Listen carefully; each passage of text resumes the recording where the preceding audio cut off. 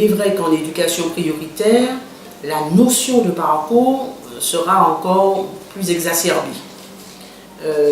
Parce que là, nous avons deux points de vue. Du point de vue de l'établissement, il y aura des choix à faire en termes de progression, de programmation, même si nous avons effectivement des programmes d'enseignement à respecter, évidemment, mais il y aura un choix de l'équipe pour mettre en ordre de marche, précisément, les compétences à travailler avec les élèves. Et puis du point de vue de l'élève, parce qu'il va falloir s'approprier son propre cheminement, sa propre progression. Et ce terme-là, je crois qu'il faut là encore un petit peu s'y arrêter, le terme de progrès. Le terme de progrès renvoie finalement à une nouvelle forme, je dirais, en tout cas, une culture beaucoup plus efficace de l'évaluation.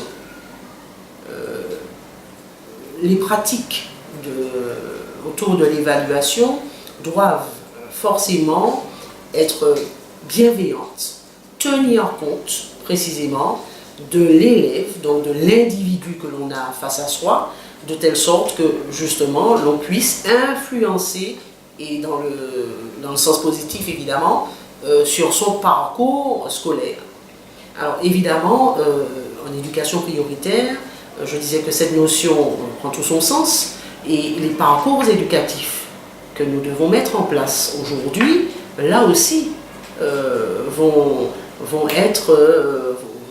prendre beaucoup plus de poids, je dirais. Alors je pense au parcours citoyen, le parcours de santé, le parcours d'éducation artistique et culturelle, justement, qui permettrait aux élèves de développer un certain nombre de compétences disons, l'esprit critique autour de l'art et de la culture. Enfin, il y a beaucoup à prendre.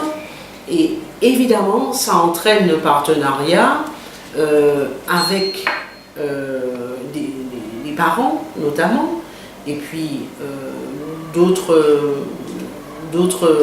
éléments, d'autres organismes, puisqu'il y a le temps scolaire, effectivement, le temps de l'enseignement, mais il y a aussi le hors-temps scolaire, qui justement est engagé dans le parcours, ces fameux parcours éducatifs. Donc il faut bien nourrir et articuler cette articulation justement entre le hors-temps scolaire et le temps scolaire.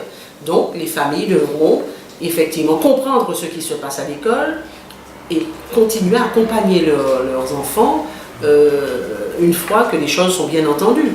Le fameux parcours à venir, bon, qui ne concerne pas le premier degré, mais quand même, on va vers aussi les parcours d'excellence.